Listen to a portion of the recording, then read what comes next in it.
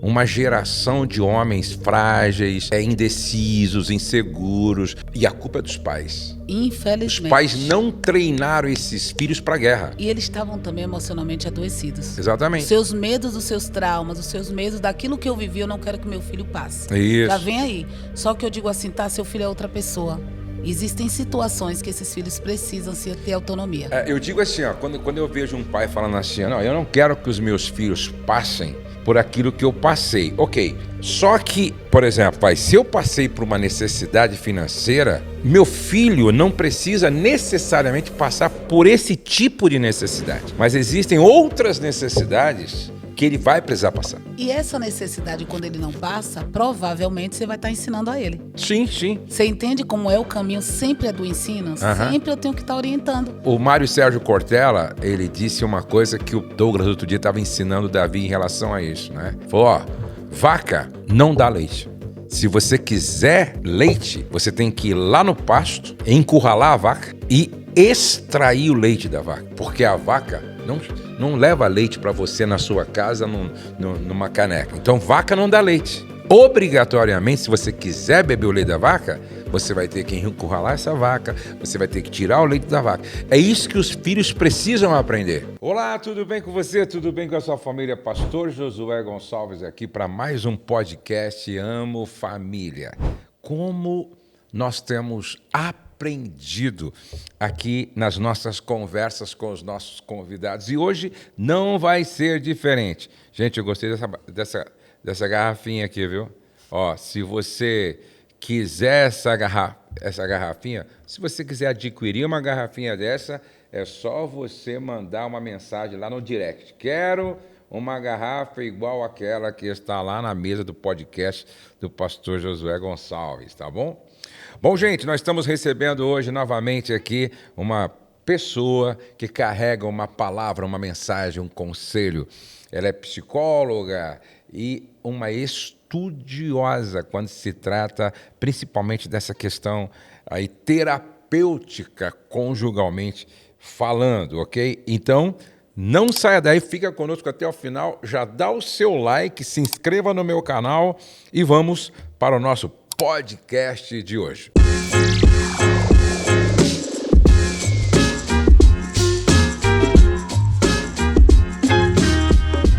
Tudo bem, Cristiane? Bem-vinda mais uma vez no nosso podcast Amo Família. Tudo meu. Obrigada mais uma vez pelo privilégio de estar aqui falando algo tão importante. A Cristiane, você fala um pouquinho do seu currículo. Você se formou em psicologia. Qual é a área da psicologia que você gosta? Eu sou pós-graduada, né, na cognitiva comportamental e terapia do esquema. É uma terapia mais integrativa, que olha o sujeito desde a infância até a vida adulta. Me especializei em casais e família, né, que sempre, a princípio eu cuidava de crianças, mas depois eu percebia que as crianças traziam muito sintoma dessa família. E ali estavam esses casais com muitos desafios, com bagagens que eram trazidas. Então, hoje eu sou especialista em casais e família. Que bênção. Quer dizer que você trabalhava com crianças também? Isso. No início eu comecei trabalhando com crianças. E eu penso que é um trabalho que requer um outro tipo assim, de vocação, né? Porque trabalhar com crianças... Porque tudo na nossa vida tem a ver com a nossa vocação. Por exemplo, eu conheço uma psicóloga que a paixão dela é trabalhar com crianças e adolescentes. Sim, não é? Sim. E se você faz aquilo que tem a ver com a sua vocação, você sempre vai fazer com muita paixão, é claro. Pois é, minha vocação é ver casais ali querendo tentar dar certo. Eu digo que a maioria dos casais eles nem querem divórcio. Né? A pessoa, na verdade, casa e o que faz desgastar? Os modos que está funcionando a relação. E aí termina realmente acreditando que não existe mais amor, acreditando que não vai dar mais certo. E também, não só, né, na área da psicologia, mas sou conselheira do SOS Casamento Curado. Você está falando aí que a maioria dos casais não querem se separar, na verdade, né? Eu me lembro que uma senhora quis conversar com a minha esposa, Rosimari, para ter um conselho sobre o seu casamento. E ela chegou lá, acho que o marido tinha cometido alguma falha e tal. Aí ela chegou lá em casa e estava conversando com a minha esposa no nosso escritório, e ela dizia assim, não, Rose, eu quero me separar, eu vim aqui porque eu quero me divorciar, eu quero me separar, eu quero me divorciar e tal. E você sabe que a Rose, Ela aconselha sem filtro e sem edição, né? E ela ficou ouvindo a mulher falar, não, eu quero me separar, não sei o quê, não dá mais, eu quero me separar. E a Rose ficou ouvindo. Quando ela terminou de falar, a Rose olhou bem para ela e falou assim, você quer ouvir uma verdade? Eu quero. Se você quisesse se separar, você estaria no advogado, não numa conselheira. Para de mentir para você mesmo, pô. Para de se enganar.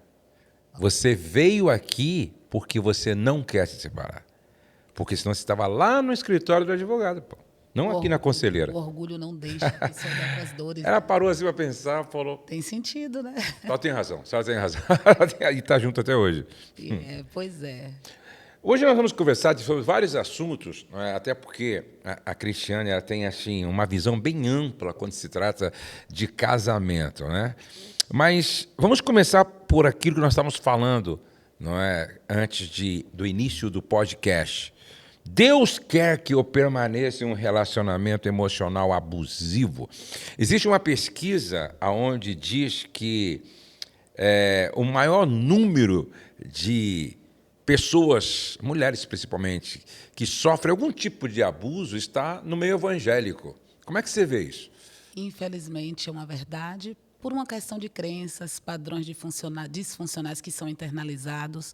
Eu costumo dizer que a linha é muito tênue quando a gente fala sobre submissão, né? Há uma confusão aí no conceito sobre o que é submissão. E confesso que um dos homens que eu vi falar sobre essa palavra com maestria foi o Senhor. Né? Falar sobre submissão é estar junto da missão do marido, porque eu vim de ambientes cristãos e já vi, infelizmente, vindo do altar, a palavra você tem que pagar o preço pelo outro. Isso não é bíblico, isso é totalmente incoerente, né? E a palavra submissão está ali do lado do outro, na parceria. Como você e a pastora, eu vejo que trabalham, como eu e meu esposo, enfim. Isso é uma submissão, estarmos juntos, viagem, lugares, estamos juntos ali com os propósitos e sonhos. E a subjugação? A subjugação é quando a gente aprende a suprimir as nossas necessidades em detrimento da do outro. É como se as minhas necessidades não têm valor. Eu sempre tenho que me anular para que o outro eu tenha que estar ali agradando. E por que a pessoa faz isso? Aí vamos lá para aquela casinha de infância. As necessidades emocionais que não foram atendidas e o medo do abandono, o medo da retaliação, a pessoa começa a enxergar por essas lentes. Até o medo de Deus, né? O medo de Deus vem de um Deus vai me castigar se eu resolver isso de uma outra maneira. Olha, pastor, uma vez uma pessoa falou assim para mim, mas Deus disse que a dureza do coração, ele foi por conta disso que veio a carta de divórcio. E aí eu fiz uma pergunta, eu falei, a dureza do coração para ti tem relação a quem está pedindo o divórcio por uma violência ou para aquele que está agindo com essa atitude e não modifica o seu padrão? O que seria dureza de coração? Aí essa pessoa, com toda a sinceridade dela, ela disse assim, não, eu acho que é porque a pessoa que está pedindo o divórcio. Eu falei, não, mas aquele que está agredindo, violento, e não quer mudar o comportamento, isso não é dureza de coração? Então, a gente tem que começar a entender que essas distorções da palavra até traz essa pesquisa, realmente está sendo fundamentada que a maioria dos abusos acontece, sim, no meio religioso. E a pergunta é simples. Por exemplo, eu sou pai.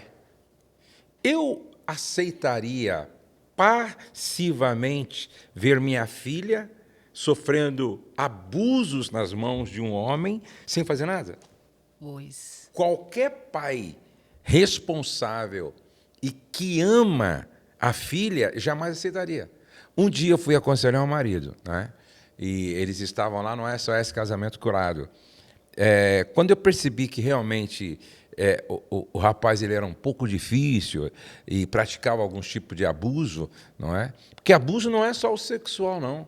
O abuso também não é só o abuso físico. Sim. A mulher apanha, não é só isso, não. Tem outros tipos de abuso. Aí, eu pedi para ela sair da sala. Que eu queria conversar com ele. E eu me lembro que ela saiu, eu fechei a porta, eu sentei bem pertinho dele e eu disse assim para ele, deixa eu dizer uma coisa para você. Se a tua mulher fosse a minha filha, ela já não estaria mais com você. Falei para ele assim, sério.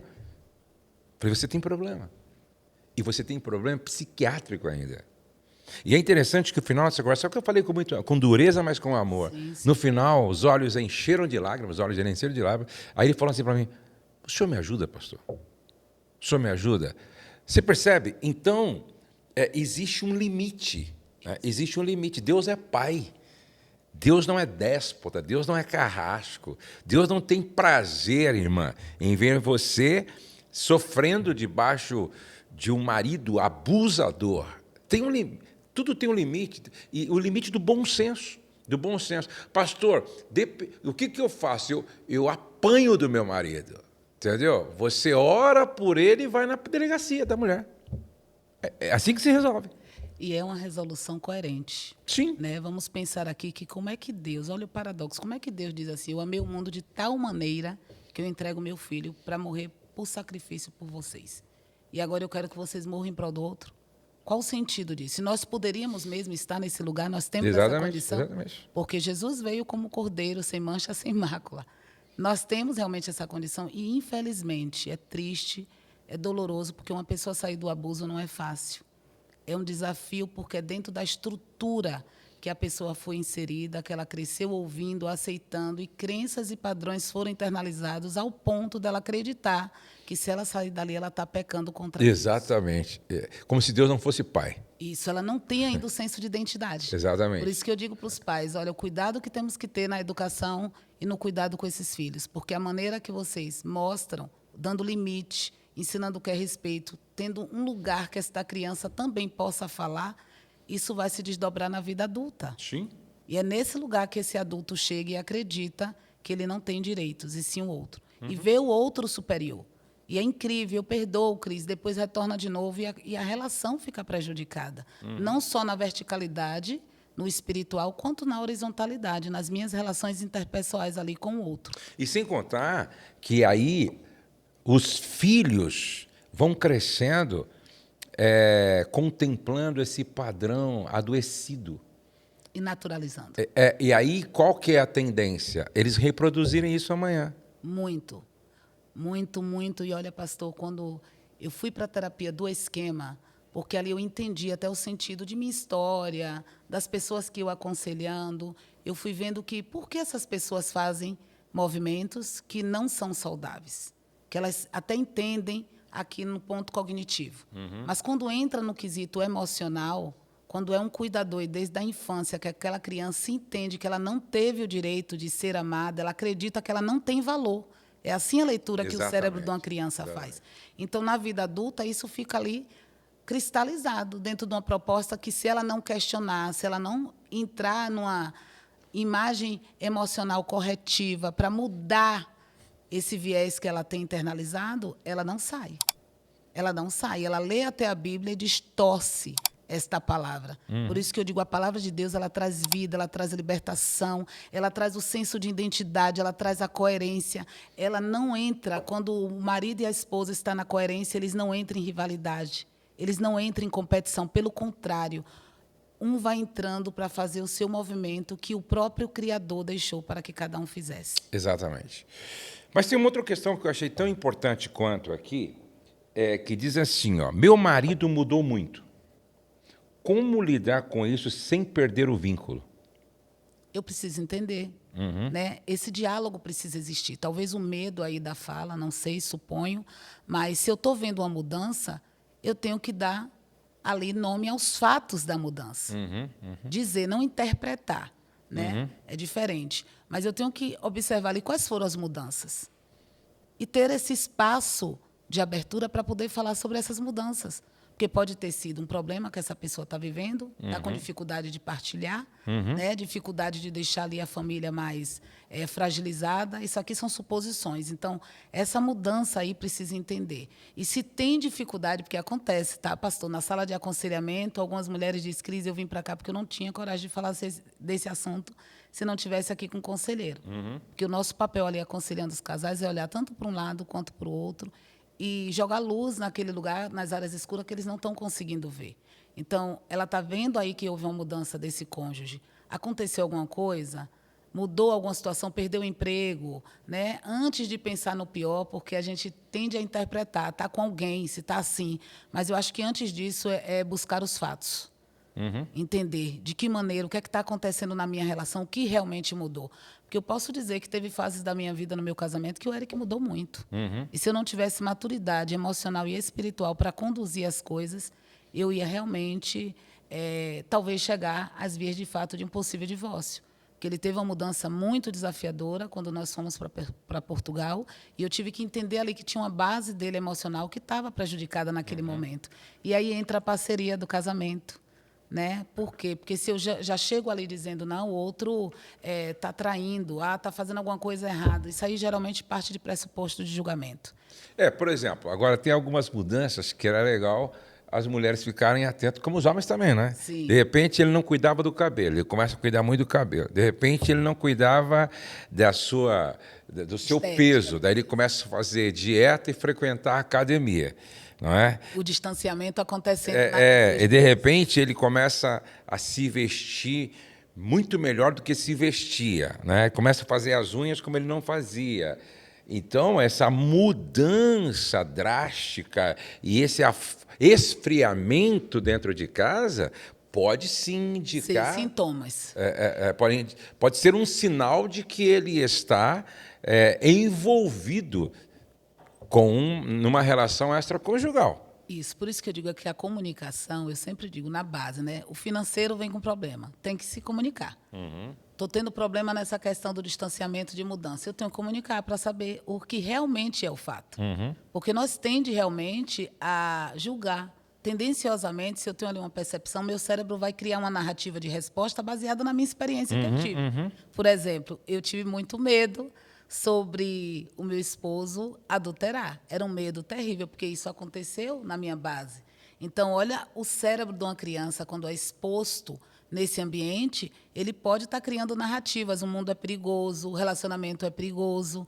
Então, quando o senhor traz aí dessa mudança, que é detalhada, né, sobre um cuidado pessoal, né, a imagem, e esse distanciamento da relação, é claro que aí a gente vai ter um sinal de alerta mais atento, né? O sinal amarelo ali já tem que estar sinalizando algo. E essa mudança também da esposa, não é? Se a esposa nunca se preocupou com algumas coisas e ela começa a se preocupar, pode ser evidência de que ela está também trilhando um caminho que tem a ver com infidelidade, né? É verdade. Eu digo que lá em casa nós começou por mim perder peso, e eu disse, Eric, você precisa perder peso. Então, eu vejo você, a pastora, fazendo exercício.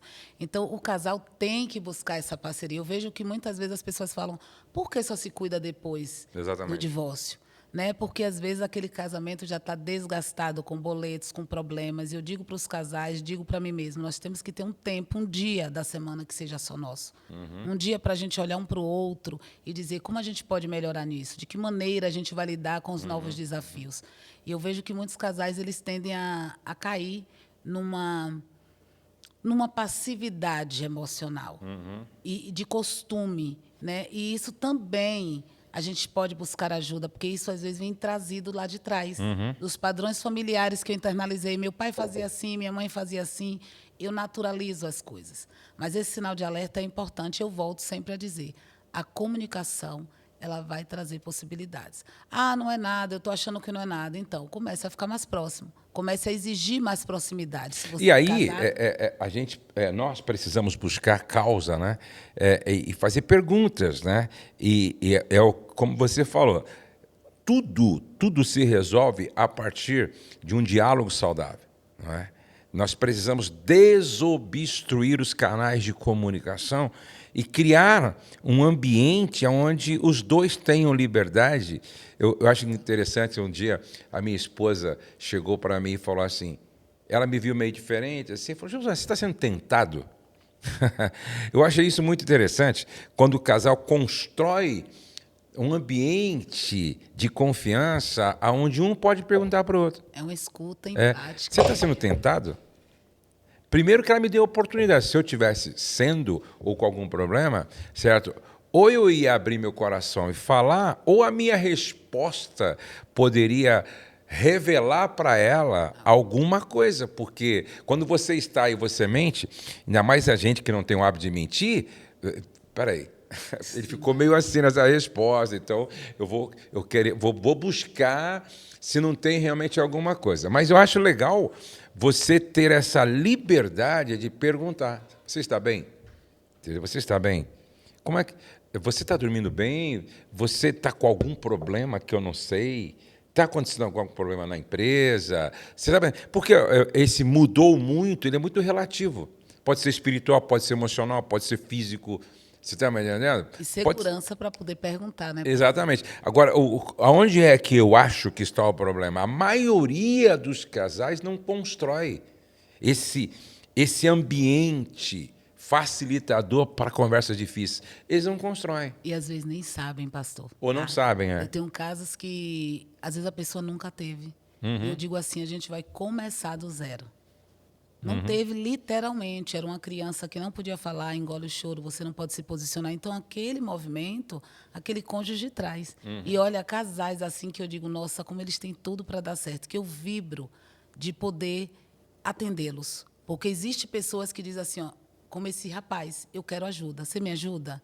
Então, existe pessoas que dizem assim, ó, geralmente eles vão querendo, às vezes, procurar a culpa. De quem é a culpa? Mas quando esse casal está ali, que eu começo a mostrar a casinha de infância, o que ele nunca teve, como é que ele vai ter agora? Porque não aprende assim. Eu uso lá nas palestras, quando o Senhor diz assim, a gente toma curso para ser pastor de teologia, médico e tal, mas quem toma o curso para casar? Para entender como é se comunicar, como é se relacionar. E quando a gente fala sobre apego, aí entra um desafio ainda maior, porque o apego é o tipo de relacionamento que eu tive com os meus cuidadores. Se era um ambiente que meu pai não falava, minha mãe não falava, Malemar dava bom dia, boa tarde, eu vou fazer diferente no meu casamento? Existe, sim, pessoas que quebram esse padrão.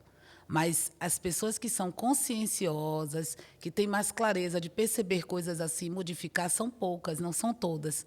Então, tem outras que tendem a realmente automatizar e levar aquele padrão para o relacionamento.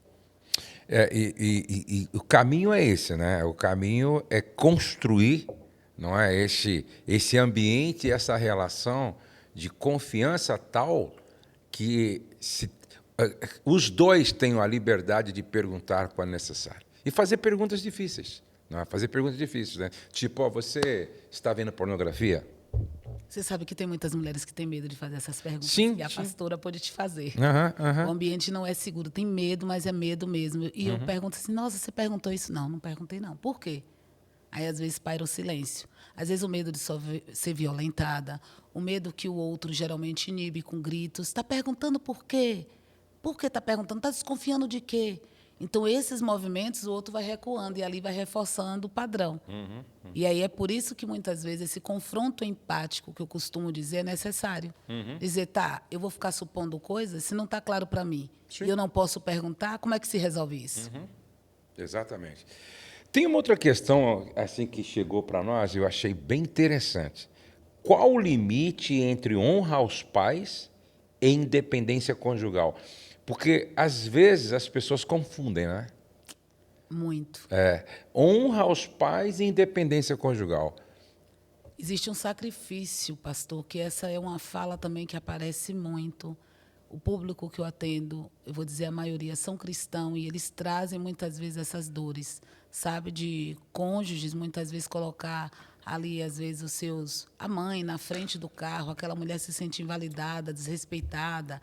Às vezes esse casamento já chega ali numa relação triangular. Então, o que seria a palavra honra? Honra tem a ver com o respeito. Eu honro aquilo que ela fez por mim, mas eu não dever o resto da minha vida para o outro. E isso é um abuso. Dentro de um quesito mesmo de pais para filhos, que muitas vezes são pais abusadores. Existem alguns que têm realmente problemas de personalidade, ali no transtorno de personalidade. E até que ponto esse sujeito, esse filho, fica nessa condição? E esse homem, vou dizer, se for o homem ou a mulher, ele perde a identidade. Ele perde, não vai conduzir esta casa. E eu digo sempre usando a palavra de Deus. Deus não deixou ali escrito, se eu não estou enganado, em Gênesis 2, o Senhor sempre fala dessa maneira, o deixar geográfico à toa. Tá? Tem uma função esse deixar geográfico. É trazer o quê? Maturidade para o casal. E se esse pai ou essa mãe que tem dificuldade de liberar esse filho, tem algo errado dentro dela. E se eu, como filho, alimento esse padrão, eu estou reforçando essa doença. Por exemplo, o filho se casa, né? O filho se casa. Esses dias eu tive a oportunidade de ajudar um pai, principalmente o pai, em relação à filha que havia se casado, né? Porque ele estava com uma certa dificuldade de entender. Por quê?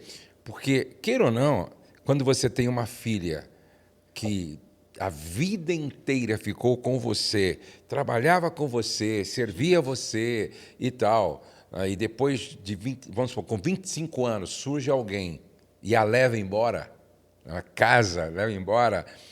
Na cabeça do homem, do pai processar esse desligamento é difícil. É preciso muita maturidade. Com Né? certeza. Por quê? Porque a filha fica com aquele sentimento de desonra quando não faz aquilo que o pai acha que ela deveria fazer. Por exemplo, eles vão viajar, não me falaram nada. Eles foram jantar fora, mas não me convidaram, não me falaram nada. Eles compraram outro carro, mas não me falaram nada. Ele não consegue entender que, literalmente falando, é um corte, é uma ruptura emocional positiva, certo? Positiva, apesar de ele estar vendo de forma negativa. Mas o que faz ele ver de forma negativa? Entendeu? Não, ele não conseguiu fazer esse corte do cordão umbilical emocional. E às vezes a necessidade do controle. Controle, não, a gente tende a ouvir a palavra controle e a gente diz, a pessoa quer controlar tudo, às vezes é segurança, pastor. Deixar uma filha que teve esse tempo todo, como o senhor mencionou, às vezes na mão de uma outra pessoa, será que vai cuidar? Será que vai fazer esse movimento? E tudo bem, isso é saudável. Desde que aquilo não comprometa o selfie da minha filha. O que seria esse selfie? A identidade dela. Sim, sim. Porque o que acontece, a gente chama... E o amadurecimento dela como esposa e ele de marido, né? Isso, dentro da psicologia tem um esquema, um padrão que a gente chama ele de emaranhamento. Uhum. Então, o filho e a filha não sabem quem é quem. Ficam tudo fundido dentro de si. A gente vê isso até como saudável.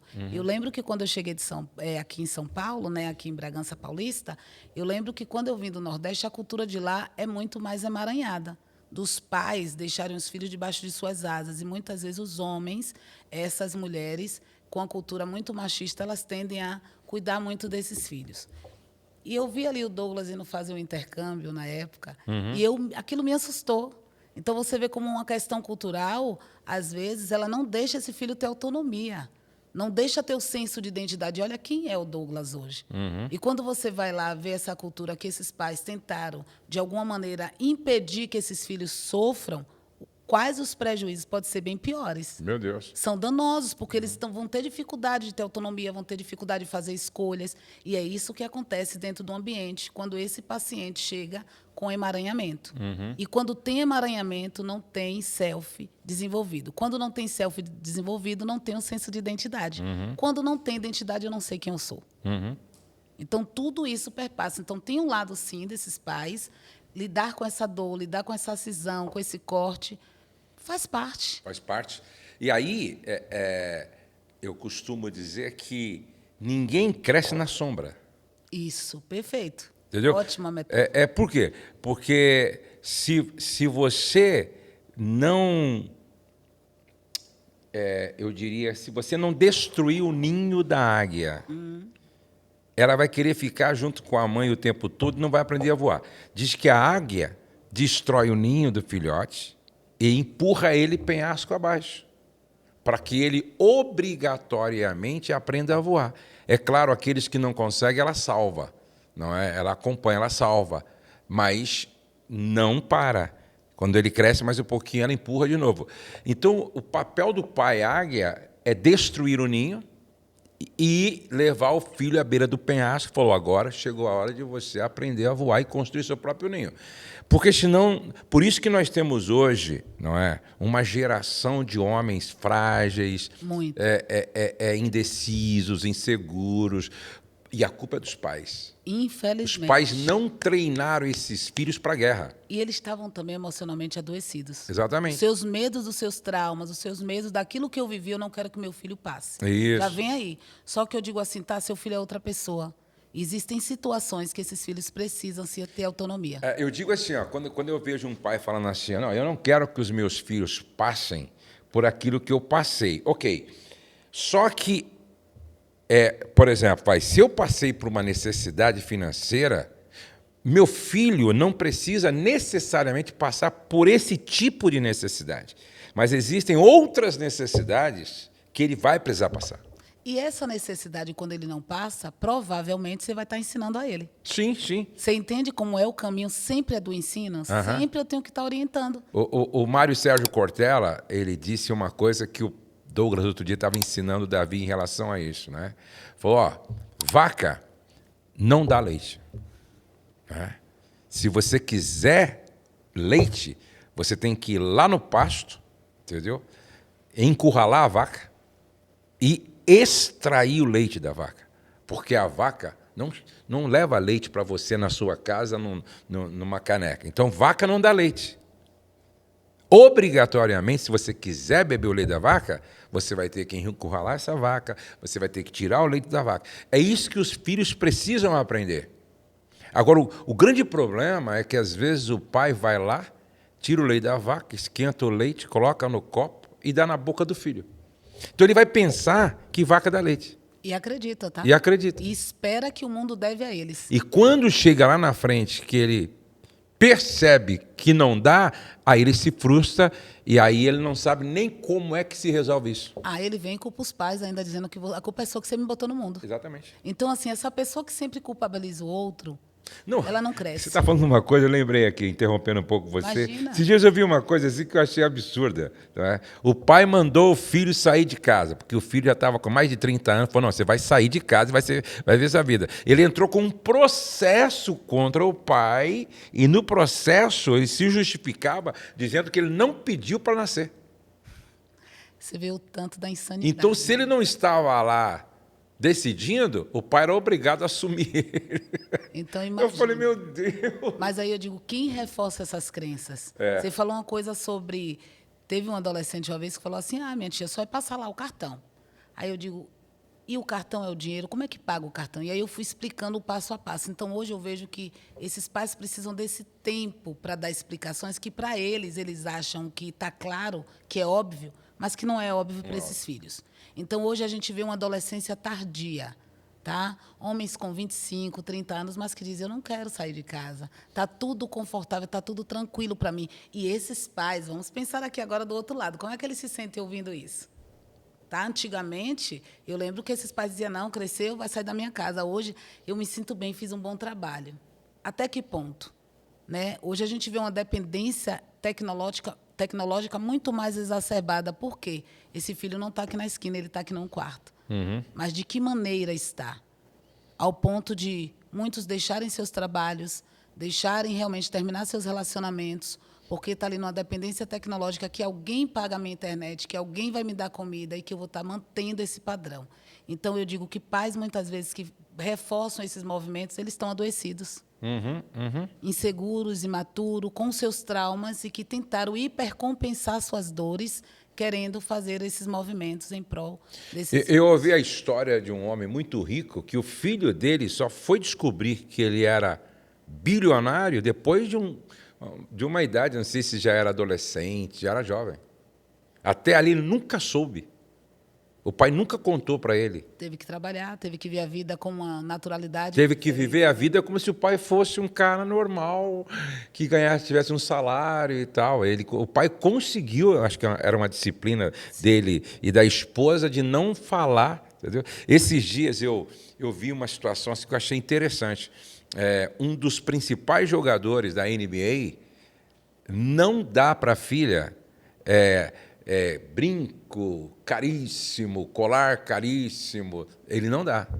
Ele fala, minha filha precisa viver a realidade de uma pessoa normal, entendeu? Normal, principalmente como criança, entendeu? Ele não quis plantar esse sentimento completamente equivocado de que ela é diferente dos outros, de que ela tudo pode. Não. Ela tem que ter um desenvolvimento normal como qualquer outra pessoa.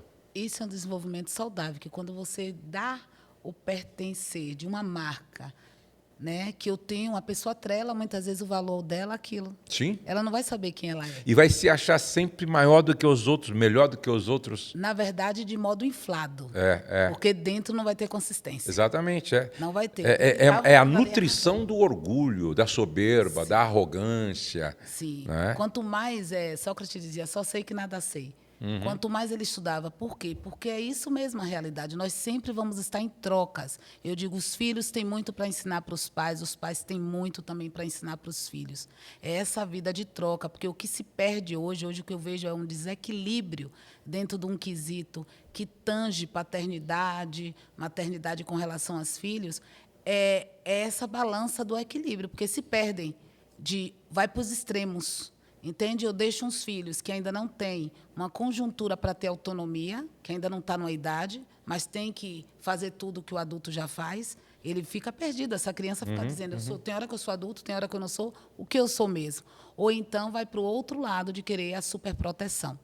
Então, isso vem das nossas lentes, esses padrões que nós internalizamos e que é responsabilidade nossa limpar essas lentes. E muitos pais chegam muito sofridos e dizem, Cris, como é desafiador para mim hoje perceber que meu filho está assim por culpa minha. Eu digo, olha, eu não trabalho com culpa, mas responsabilidade. Vamos pensar que se culpar por um conhecimento que eu não tinha, isso não é saudável. Mas, a partir de agora, o que eu posso fazer e orientar, aí sim. E os pais precisam entender, né? Por exemplo, entre honrar os pais e serem independentes conjugalmente falando. Eu acho que respeito é inegociável. Sim. Certo? E honrar é cuidar, é assistir, é respeitar. Agora, o que os pais precisam entender? Os seus filhos casaram e formaram uma nova família, certo?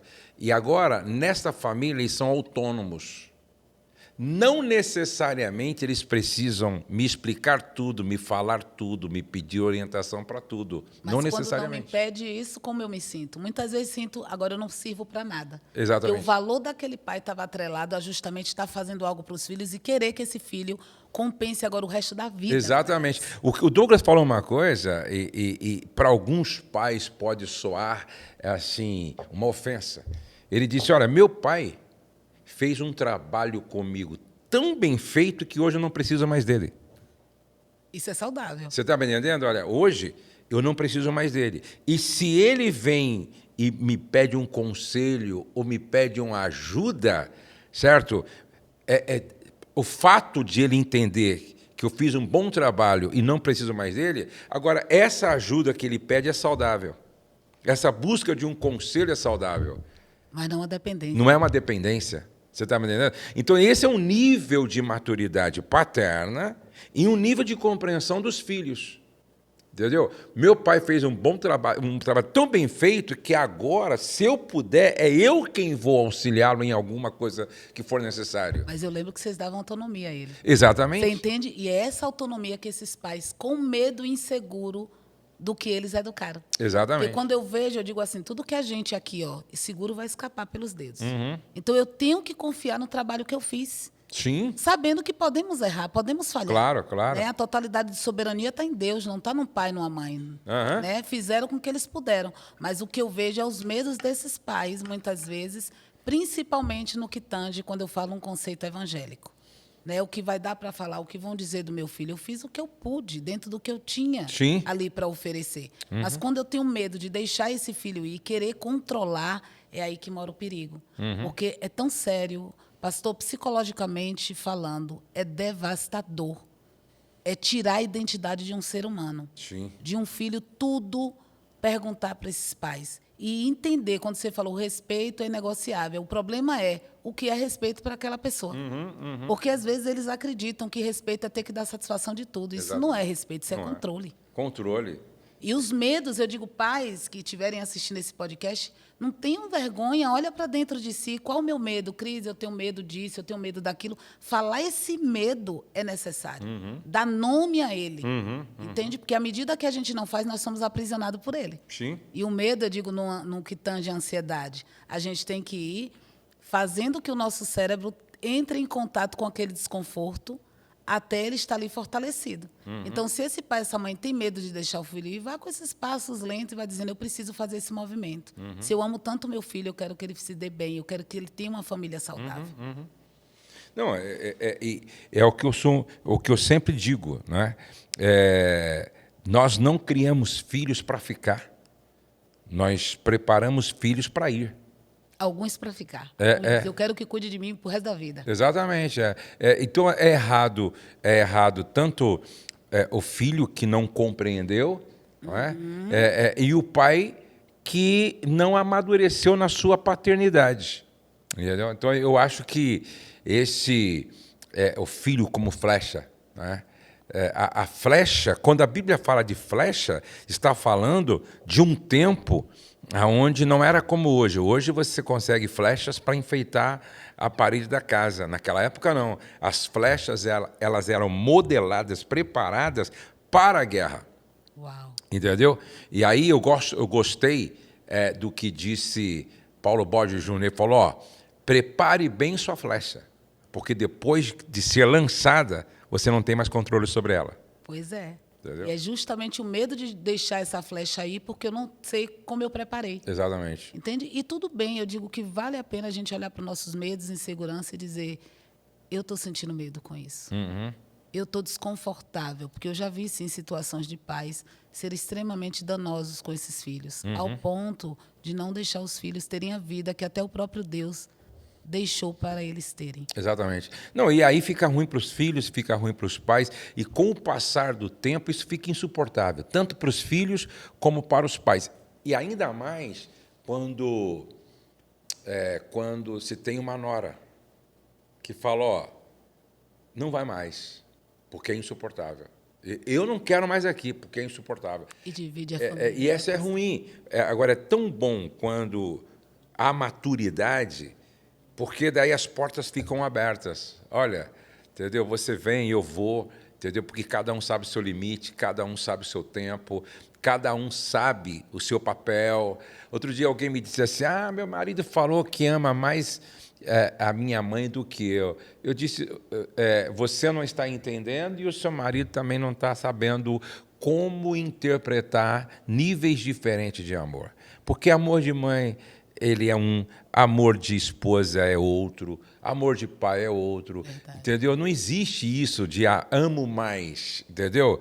Cada um ama com um tipo de amor diferente. É que nem amor ágape, amor estorage, é o amor filéu, entendeu? Você vê que volta para a gente, né? Como eu interpreto aquilo que eu estou vendo. Se alguém diz que ama mais, eu me sinto que eu não estou sendo amado. É a interpretação dos fatos, por isso que a nossa lente tem que estar o tempo todo ali. Peraí, o que é que isso significa? Né? Qual é o significado disso para o outro? Porque quando eu tendo a interpretar baseado em não se ama mais, é porque eu não tenho valor. Exatamente. Eu tenho meu valor de mãe, eu tenho meu valor de pai, e aí tudo bem. Exatamente. Nós ficaremos conversando aqui a tarde toda e está sendo muito bom essa nossa conversa. Deixa eu fazer uma pergunta. E o livro lá, você já terminou o livro? Olha, gente, vocês não têm noção. Como toda vez que eu olho, o livro já está lá com o nome, com tudo, por causa do pastor Josué. Pastor Josué, eu tenho que lhe dizer isso aqui.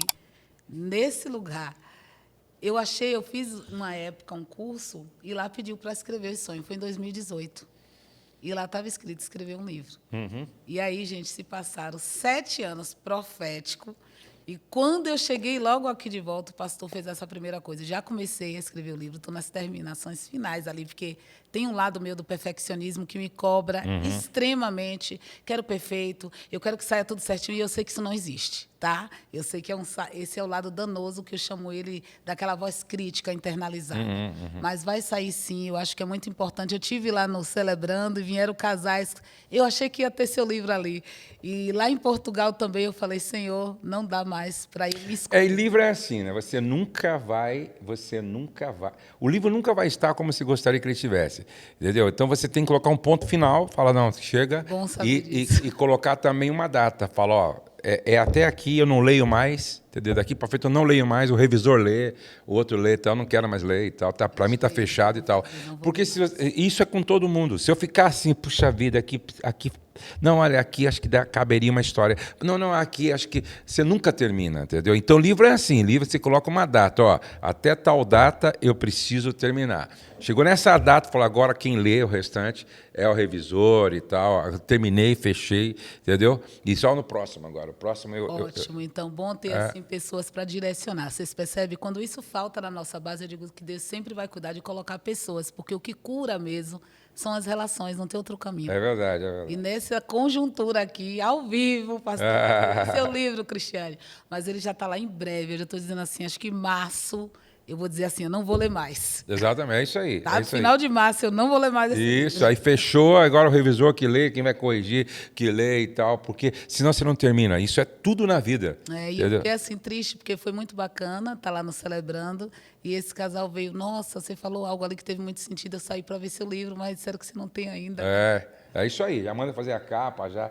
Então, fala um pouquinho, a Cristiane, ela ministra, ela trabalha terapeuticamente, psicologicamente atendendo, e ela tem atendido muitas pessoas, ministrado, tanto aqui na empresa, quanto lá no SOS. Fala um pouquinho, para seguir você, como é que é? Então, vocês vão lá no meu Instagram, criscorreia.psicóloga. Segue lá. Eu estou até com a série lá, colocando sobre conexões, né? Dando dicas que nem todos têm acesso, às vezes, a fazer uma terapia, mas lá tem dicas que são muito importantes, são cientificamente comprovadas. O que eu posso fazer para gerar mais conexão na relação? Porque hoje existe, lá os casais estão juntos, mas com a tecnologia, muitos não sabem fazer o uso saudável e têm se desconectado mesmo debaixo do mesmo teto. Então, conexão, para mim, é tudo. E estar conectado precisa de alguns detalhes. Então, tem lá a primeira parte, segunda parte, terceira parte, estou indo para a quarta parte de conexão. Então, são dicas que, se você utilizar ela no seu dia a dia, vai dar certo. Eu trabalho também com os atendimentos casais e adulto no online, né? Atendo pessoas aí do mundo todo, para a glória de Deus. E estou aqui junto no SOS, Casamento Curado, aconselhando casais que, para mim, eu posso dizer, mesmo estando fora do Brasil, Deus criou um caminho para eu fazer esse trabalho. Faço porque amo, faço porque eu sei o que é um casamento desestruturado. E eu sei o que é casais terem falta disso e não ter esse apoio e acolhimento. Então, está aqui, né, junto com a equipe do SOS, para mim é privilégio. E dou palestra também quando me convidam para falar para a igreja, para pais, famílias, enfim, como um todo. Ótimo. Deus abençoe, Cristiane. Muito bom aqui. Eu acho que agregou muito valor, as pessoas foram muito abençoadas. Se você foi abençoado, compartilhe esse conteúdo com pelo menos 3, 4 pessoas. Obrigado, Cristiane. Até o nosso próximo encontro aqui no podcast. Vamos terminar como sempre. Deixa o seu like, se inscreva no nosso canal, divulgue o nosso canal aí na sua igreja, aí na sua casa, aí na sua escola, na sua empresa. Vamos terminar como sempre. O céu não está em crise, Deus está no controle, nós cremos em milagres e a nossa família está debaixo da graça de Deus. Um beijo no seu coração.